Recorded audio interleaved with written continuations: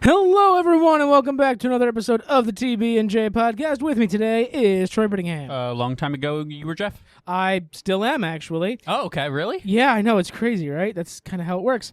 And we are actually going to finish something we started.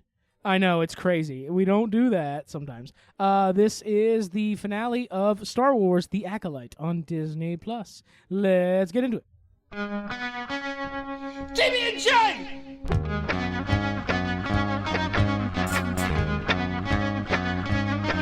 TB&J!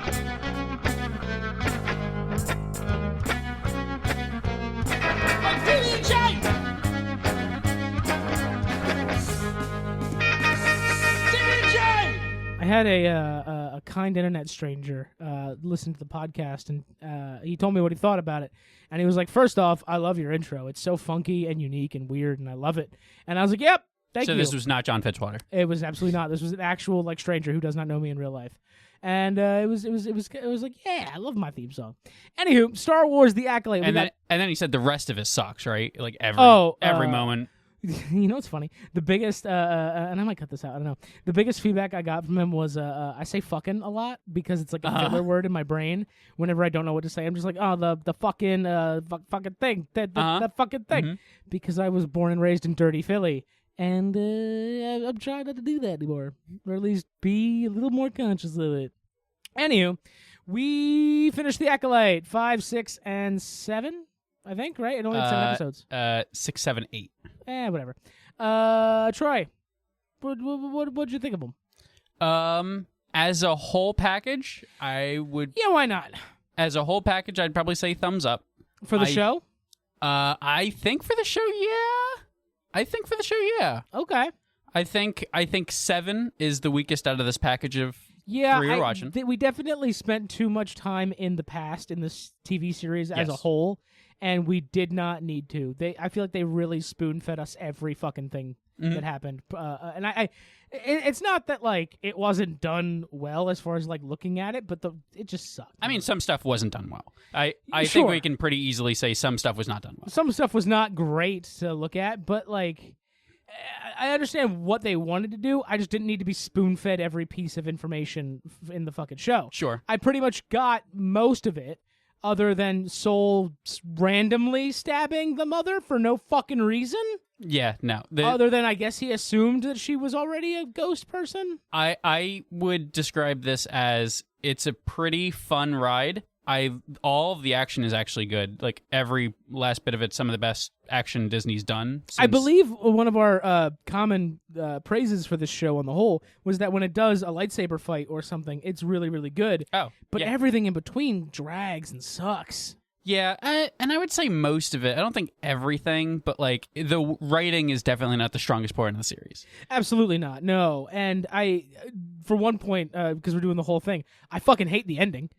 You do? The ending is absolute garbage. They could have done way better with it. I don't understand why May had to lose all of her memories and stay there instead of running away with the stranger. I think his name is Chimere in the credits. I don't know if he ever got like a real name. Yeah, that's his character's name when he's in disguise. I don't know if that's just his real name and he just went... I don't believe it is. I know a lot of people online are calling him the Stranger, but that's just kind of a placeholder name. That's what he's credited as in the last episode, I believe, is the Stranger. And then like when the green Jedi Master lady like senses him, she's like, "Oh, you!" Like she knows who she is. The only thing I know about her is that she's the only one that came over from the books. Apparently, she's a pre-existing character.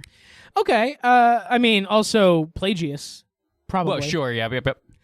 We got a little bit of Plagius almost certainly is. In episode 6.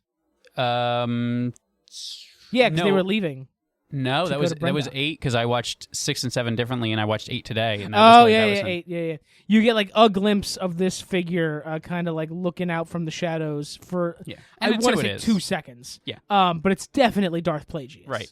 And a lot of people are kind of writing this off as like a kind of nothing cameo of like, oh, we're doing Darth Plagius, but like, not really, because the whole idea is that these two girls are sort of made from nothing from the Force, and the implication is he figures out how to create life and sustain life through this sort of thing happening. Right, that's So how Palpatine lures Anakin to the dark side, was that he tells him the story of Plagueis learning how to conquer death with the Force. Yeah, so I think the Plagueis cameo cool actually. And Oh, for sure. I'm down to see some Plagueis. I mean, it's not a story the Jedi would tell you, I'm sure, but but Disney Plus would maybe. Disney Plus, yeah, if there's money in it. Yeah. I guarantee they would at least try. I don't know if I'm going to enjoy what they do, but they're going to try for sure. But Plagueis, his story has been done quite a few times, I think, in the books, right? Oh, book, sure. Yeah, I think there's a number of books about Plagueis' life, and all that stuff. So they've got plenty of source material to choose from should they want to go that route. I don't think they will. I think they're a little too chicken shit to do that. But, I mean, you never know. I mean, it'll be the way that the rest of it works, where it's kind of piecemealed out versions of what was in books, and then kind of scrap all the stuff that doesn't tie into what they're doing now. Yeah, I mean, that's a little bit what they did for the sequels. Was they picked out like Leia's kid being a Jedi, but also falling to the dark side. Yeah, Thrawn is another one where they're kind of using most of the Thrawn books, but like not all of the Zahn Thrawn books. Yeah, I do remember that. We were talking about that during the Ahsoka coverage. Mm-hmm. Thrawn, also super great character. Fucking love Thrawn. But yeah, I'd like to see where they go with Plagueis. I just don't understand why May had to stay behind. I see where you're coming from. Yeah, and Osha was like, I will go with you and train as long as May stays behind. I think what the reasoning is they're still chasing after May for murders. Osha is sort of presumed dead on whatever planet. Brendok. Well, not on Brendok, on the planet where they went to go try to kill the Wookiee. Because she gets on the ship with Sol, but it's not her. Basically, the Jedi Council wouldn't have known about Osha after that period of time.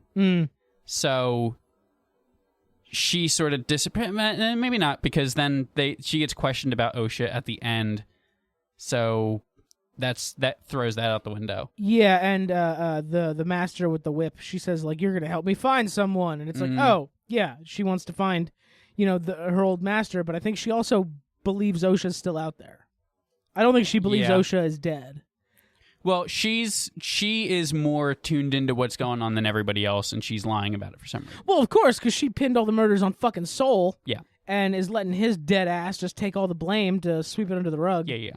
Which, I mean, if you needed another example of why the High Republic Jedis fucking suck, there you go. The High Republic Jedi were fucking terrible and awful, and I enjoy High Republic era stuff. I dislike the order that existed back then. Sure. They are way too stuffy and buttoned up and gross. I dislike it. I much prefer Luke's remade order post 6. Honestly, it's way better, and it allows you to have fucking emotions.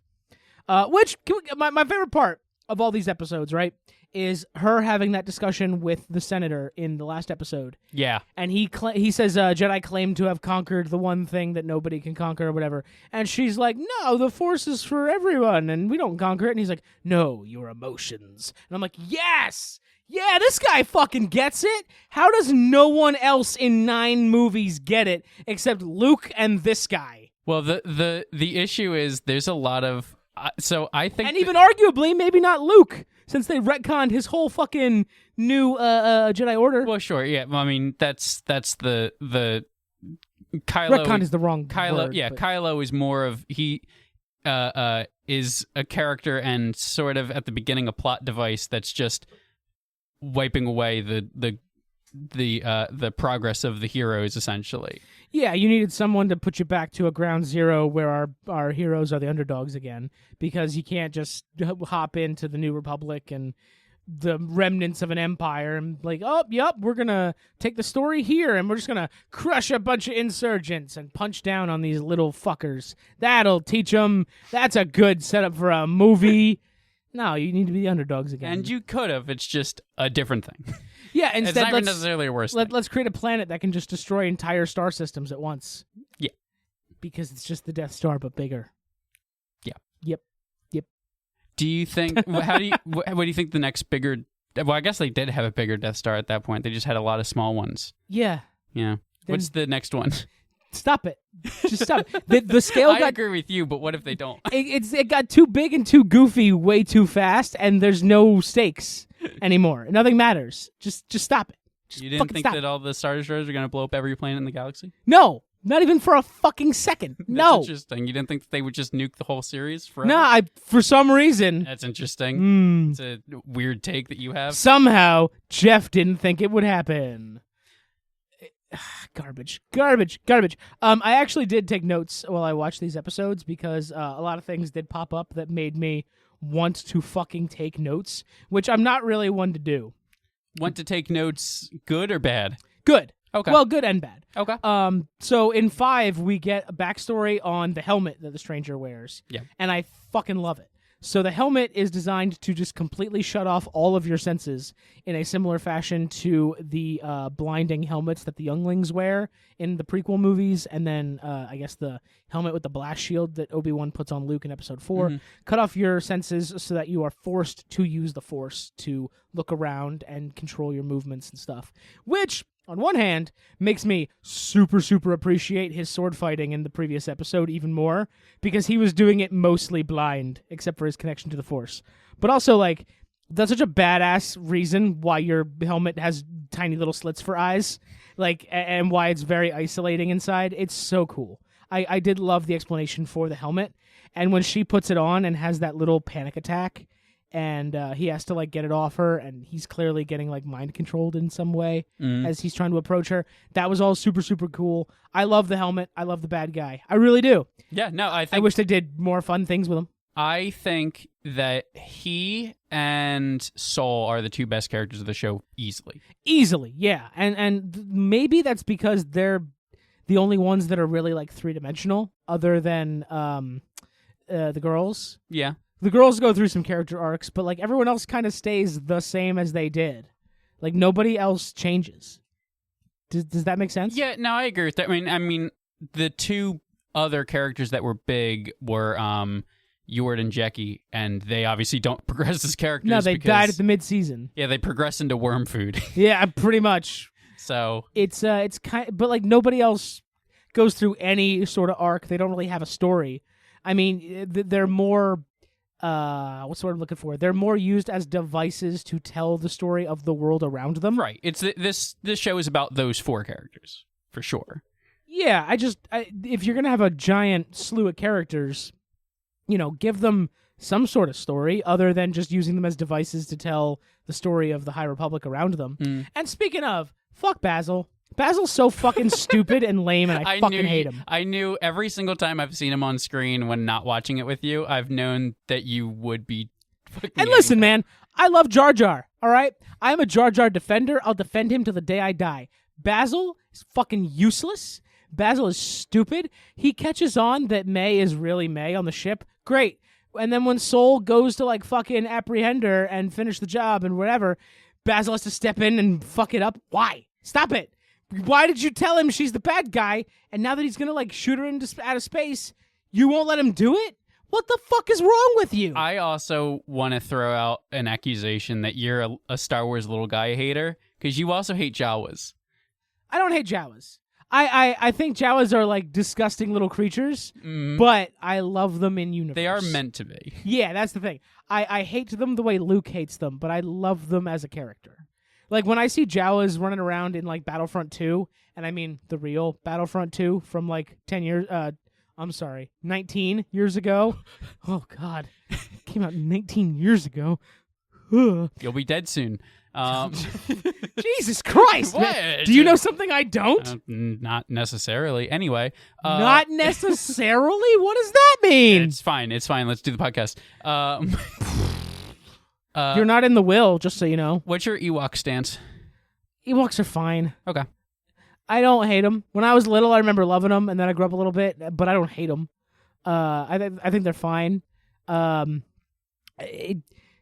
don't think they needed to be teddy bears. I think you could have made them a little more menacing or a little more normal looking. rather than just a bunch of Paddingtons coming at me to take on the Empire. But it's fine. If that's like my least favorite thing about the original trilogy, it's still a solid trilogy, all right? Yeah. It's still really fucking rock solid. And that's true. They're my least favorite, but I don't hate them. Okay. You know, it's like my least favorite kid. Like even my least favorite kid, I still love him. And if you had to pick one out of all the children you have? 0 children? Yeah. You mean my cats? Raven, she's my favorite. Okay. Period. All right. There you go. Out of all 2 of my cats. Cat, no. But yeah, so I really love the helmet. I liked what they did with all of that backstory stuff. I love that Osha is very curious about the dark side. She does seem to actually want to learn more, but not in like a greedy, power-hungry way. More like a "why did no one tell me this" kind of way. Yeah. She doesn't really succumb to any of the tantalizing promises of the dark side, like power and this and that, and she's like, "Nah, I'm good, but this is cool." Yeah, but everybody lied to me, and I'm pissed off about that. Yeah, she's mad, and she admits to us, I think in the last episode, that her emotions over May and the death of their mother are what kept her from actually progressing as a Jedi. So I think, now that this man is telling her, like, hey, emotions aren't actually bad. They're a way to tap into the Force, and you can be a Force user just with your emotions. And then we get in episode 8, she chokes out Soul. So, like, yeah, I feel like Osha's going through some stuff. I don't think she's going to go full dark side.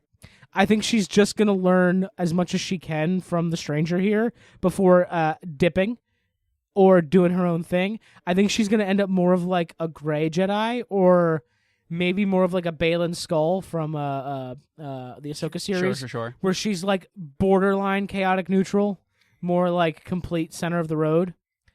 Because like there's a lot of stuff the Jedi do that she doesn't agree with, but she's just like, they're the good guys, right? But now it's like, they're not the good guys, actually, because the one that you trusted more than anyone killed your mom. So, like, maybe she just takes the neutral road for the rest of, like, her life. Who knows? I think that would be the better way to take it. That's the way I want them to do it. Sure.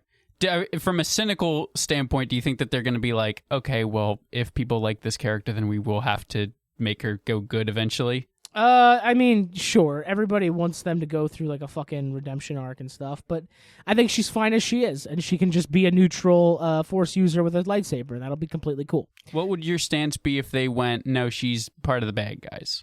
I would also kind of enjoy that, as long as they do it in like a good way, and they're not just like comically bad guys twirling a mustache. Sure. Like, Plagius obviously had his apprentices, and he really lured a lot of people to his side. There was a reason for it. And I'm sure he didn't just frame it as like, we are the baddies.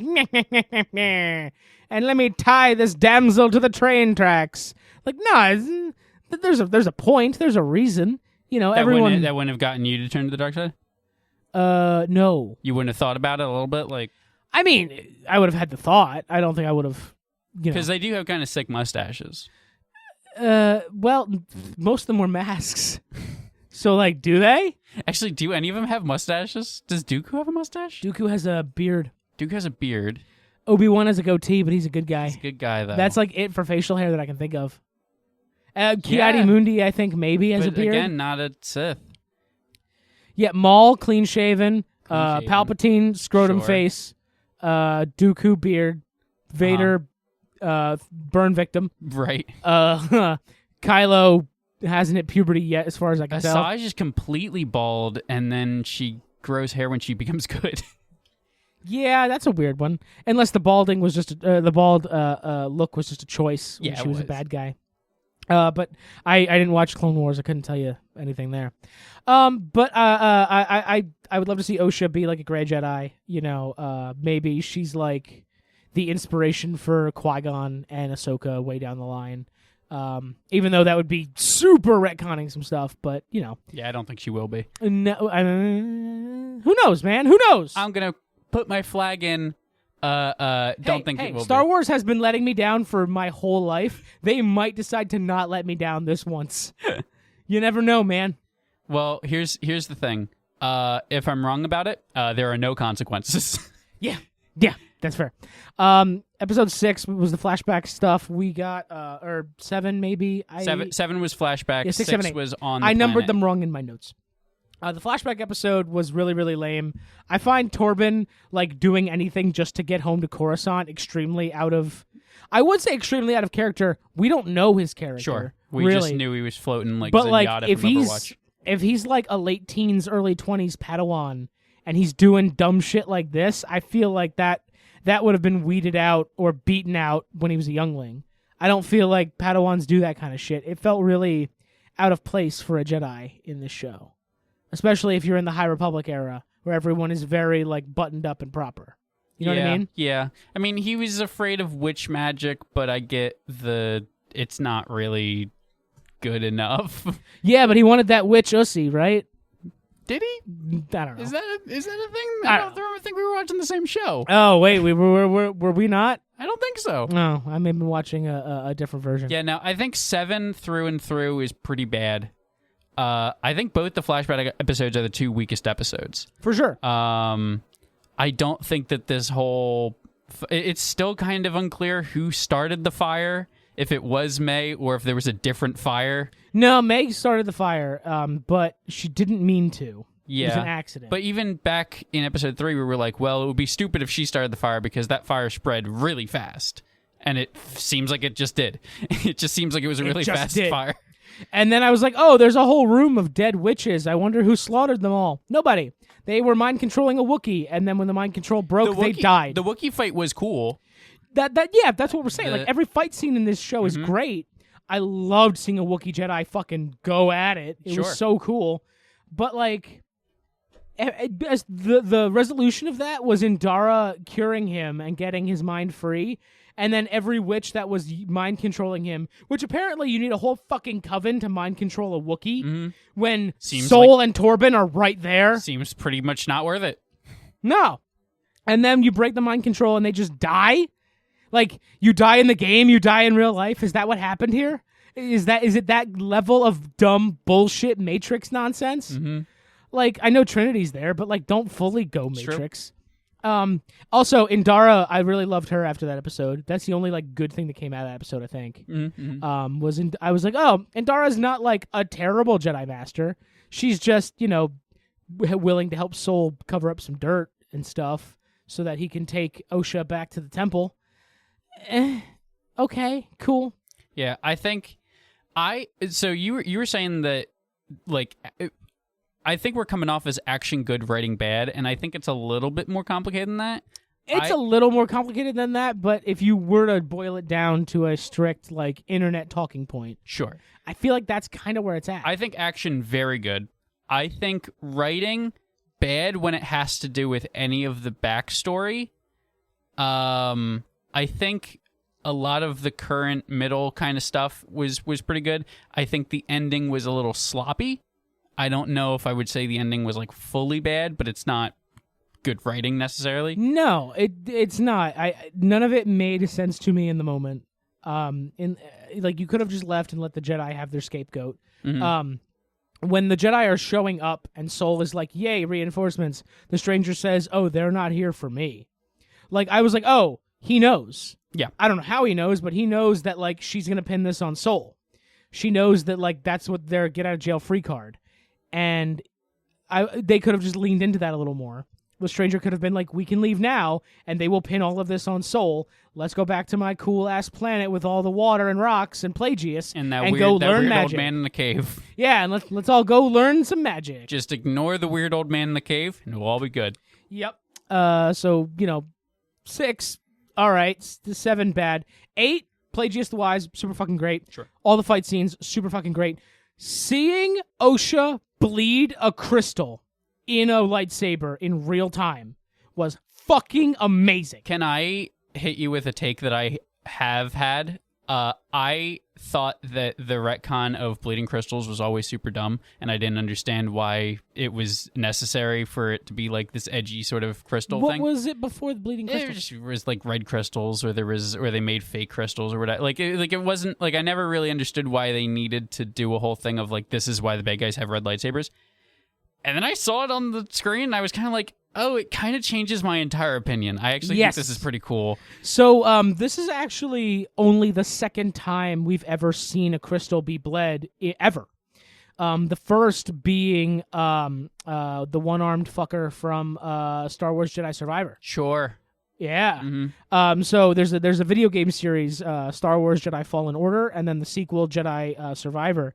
And in Survivor, you awaken this old Jedi from the High Republic times, and he opens his lightsaber, and he has a yellow crystal, and you watch him bleed the crystal and watch it turn red.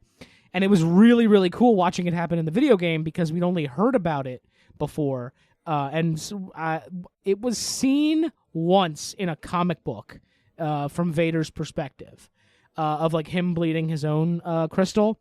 But, comic books aren't really the same thing. Watching it in the game was super fucking cool. Seeing OSHA do it in live action was even better. Yeah. That was really, really fucking rad. As soon as I saw that, I was like, whoa, I literally jumped out of my seat. I was like, that's fucking awesome. And then she goes to ignite it, and it's like blue, red, flickering, and then it just slowly turns red as the bled crystal just takes over. I was afraid that they were going to do a thing, and it's like, oh, actually, it stays blue. She's a good guy. And I'm like, No, it totally just went 100%. Red. And I do like this new avenue of Star Wars being like, the Sith may not be baddies. They just harness their rage and emotions for Force use. And they tend to do bad things all the time, but they're not inherently bad necessarily. They could go a lot of really good creative routes with this. I don't think they will, but I want them to. So this is back to... Kathleen, give me a call. I think I've talked about this before, but I may have been either off air or just not to you at all. Because I try not to talk to you. Okay. But there has always been an issue where every single piece of Star Wars media is like, we need to balance the Force, and there needs to be balance within the Force. And it's like, well, how do we get that? By killing the other side completely and making it so the good guys exist.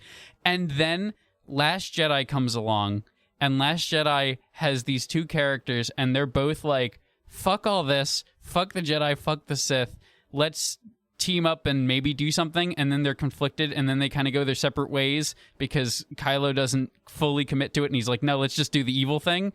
And then the next one comes out, and they're like, no, he should probably become a good guy so we can balance the Force. And I'm like, that doesn't sound like balancing. No! If you put two good guys on one side of the seesaw and nothing on the other side of the seesaw, it's not balanced. Star Wars came out in 1977, all right?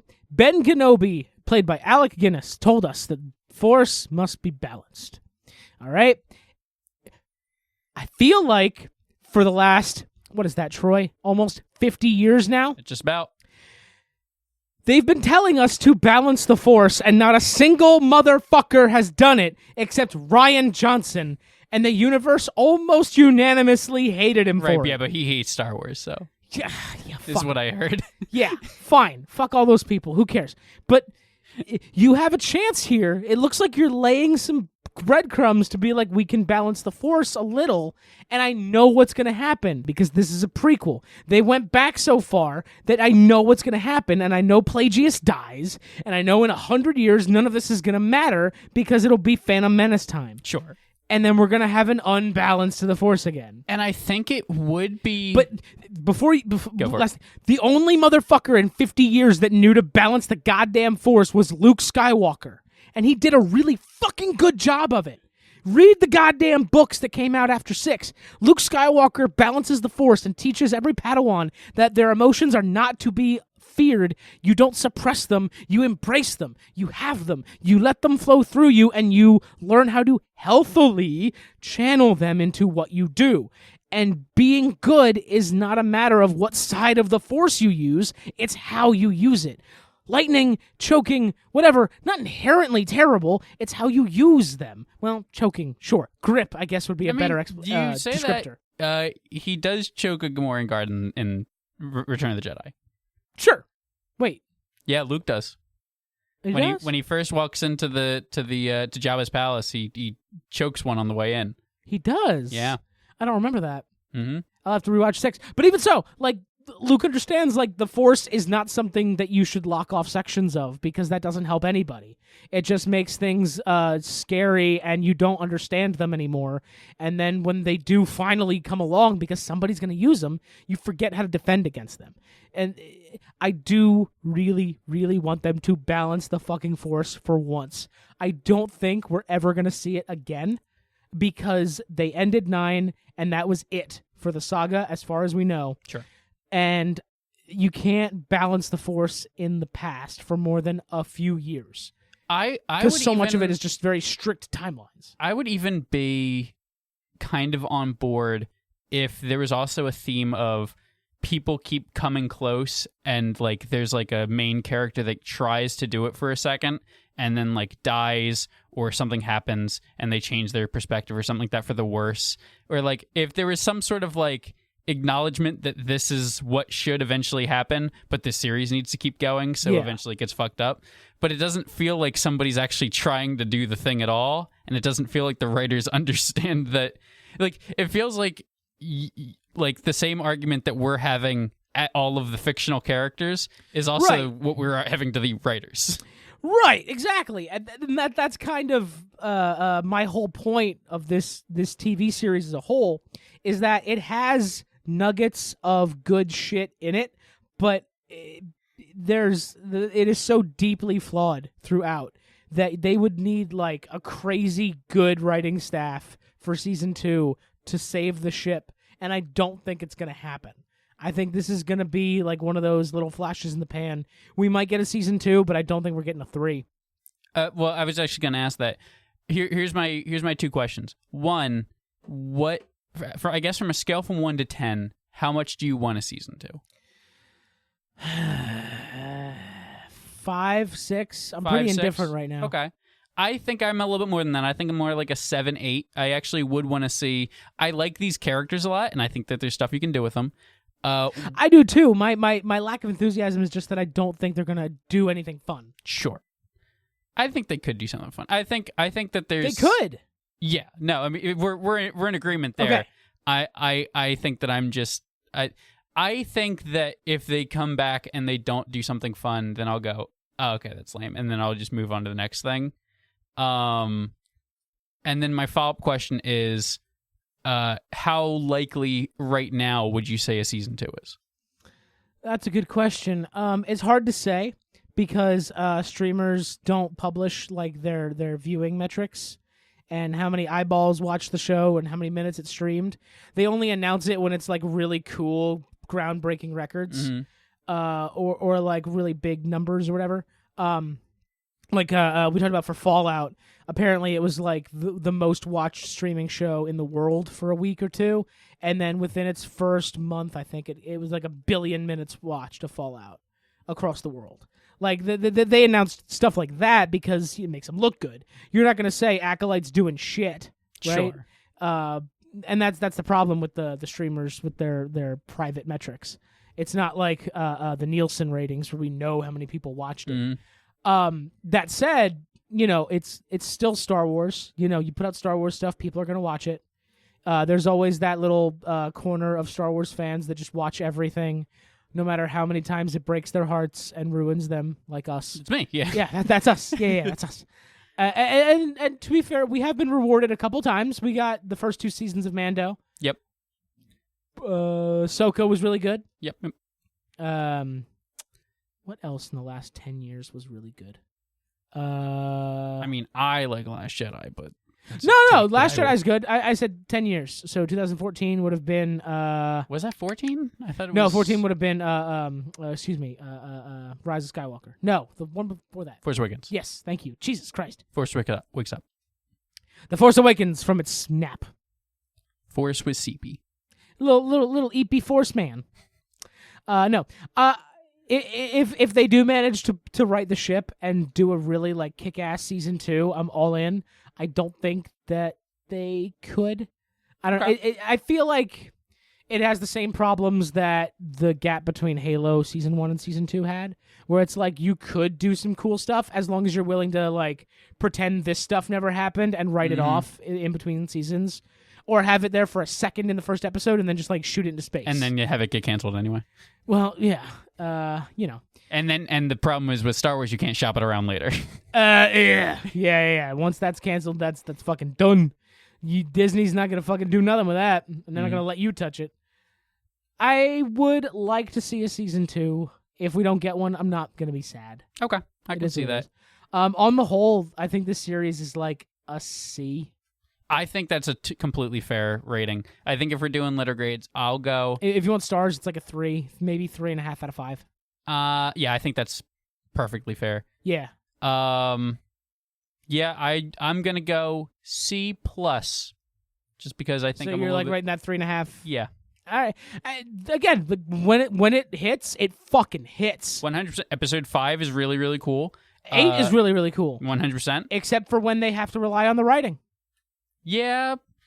I mean, generally speaking. Yeah, no, I'm trying to be a little bit more granular. I'm not one of my saying biggest that you're compliments wrong. was that the senator clues in real quick on the Jedi. Yeah, that guy's cool. Yeah, the Jedi having control of their emotions is bullshit. And he was like, yeah, this is insane. You need some outside supervision. I think that's part of the reason that I want to see season 2 is I want to see that guy show up and almost be a villain in the same way that the guy from Ghostbusters is a villain. Yeah. Where everybody retroactively years later is like, no, this guy was right. Yeah, it's like fucking watching Breaking Bad for a second time and realizing, oh, the drug kingpin's wife and the DEA are kind of the good guys of the story. Mm. The main character is a bad guy. I mean, there'd be some difficulties because it's obviously a almost 50-year-old series where we know where it goes. So you couldn't really place that guy as like a bad guy that everybody's like, yeah, fuck you. What, you think Jedi with uncontrolled power will one day take over the galaxy and kill everybody and make a big Death Star? You're fucking crazy, idiot. Yeah. Is it really elaborated on how much oversight the Senate has on the council? Not really. In the prequels, probably is, but not. Because like, if it's not, like, they could do whatever they wanted with that. Yeah, I don't know, because there's an episode. There's an episode with Tom Kenny in Clone Wars that has where there's like a Jedi, where there's like a Republic investigator who's like, "Get the fuck out of the way, you fucking stupid idiot Jedi! I'm here to investigate things." I do love that they have that attitude of just like, "Fuck you, mm-hmm. Fuck out of my way with your laser swords." There's some good young Tarkin stuff in Clone Wars that kind of has a little bit of that, but they don't like explicitly go like, "Here are the rules." I don't think, as far as I remember. There's a lot of episodes of Clone Wars. I don't remember them all, though. All right, yeah. I'm curious to see where they go with it at the very least. But, you know, here's hoping that we get what we want out of a potential season 2. So I think that's all I have. I think that's all I got to say. Yeah. Who cares? Who cares? It's a fun ride. I think that if you're not going to, like, if you're not looking for the next, like, big transcendent Mandalorian 1 to Andor, if you're not looking for I would say Last Jedi, not everybody does. If you're not looking for like this like real good kind of Star Wars shit, I think it's worth watching. I think it's good. If you are a big stickler on lore and writing and everything like that and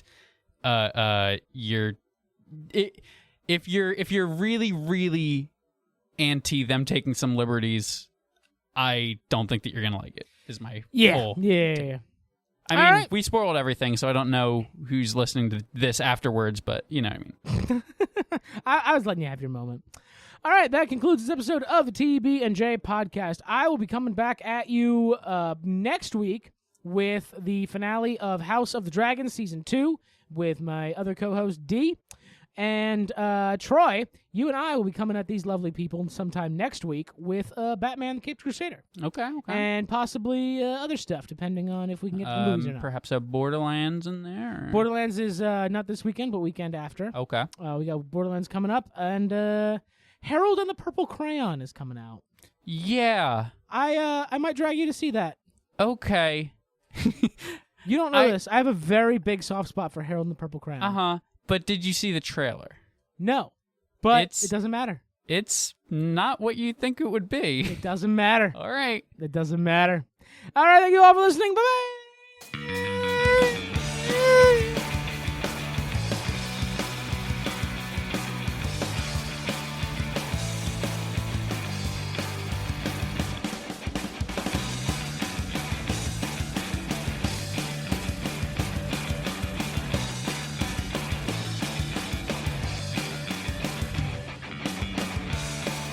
Zachary Levi is Harold, Yeah. and from memory, there's no one else in the book, and I see a cast list. You should really watch this trailer. Oh no.